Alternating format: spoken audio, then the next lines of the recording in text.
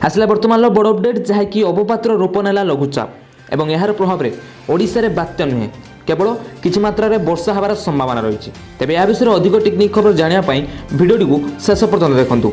ता पूर्व जदि आपने चैनल को सब्सक्राइब करना ताहले सब्सक्राइब कर पाखे बेल आइकन को दबाई दिंतु। एमि सब लेटेस्ट अपडेट प्रथम जानापी।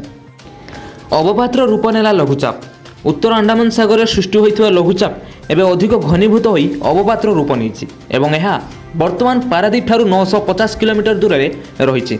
तेबे अंडमान सागर द्वीप ठारू यह बर्तमान 1 किलोमीटर दूर में रही। तेबे यार भितर बर्तमान समय एक बड़ खबर सामना को आसी जहाँकि पश्चिमबंग बांग्लादेश मध्य यह बात्या लैंडफॉल कर संभावना रही। आईएमडी डीजी सूचना अनुसार ओडिशा उपकूल दे बात्या अतिक्रम कर संभावना बहुत कम रही एवं बात्यार संभावना एतटा नथिले मध्य ओडिशा उपकूल में सामान्य मध्यम धरणर वर्षा हेबार संभावना रही। तेबे आसंता 9 तारिख रु ओडिशा रे 40 रु 50 किलोमीटर बेगरे पवन मध्य बही पारे एवं 10 तारिख रे उत्तर ओडिशा रे वर्षा हेबा नै सूचना मिली। तेबे आभ्यंतरीण ओडिशा रे एहार प्रभाव कम पड़िबो किंतु उत्तर ओडिशा रे एहार प्रभाव अधिक मात्रा रहिबो जहा फल कि मयूरभंज बालेश्वर भद्रक केन्द्रापड़ा झारसुगुड़ा जगतसिंहपुर गंजाम पुरी एहि सब जिला मानकरे किछि मात्रा रे वर्षा लागि रहिबो एवं 40 रु 50 किलोमीटर बेगरे पवन मध्य बहिबार संभावना रही।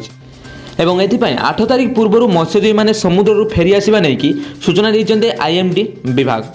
तो फ्रेंड्स यह बर्तमान बात्या अपडेट एवं आगु आगु एमती बात्या संबंध सब अपडेट जानापी आम चैनल को सब्सक्राइब कर पाखे बेल आइकन को दबाई दिंतु।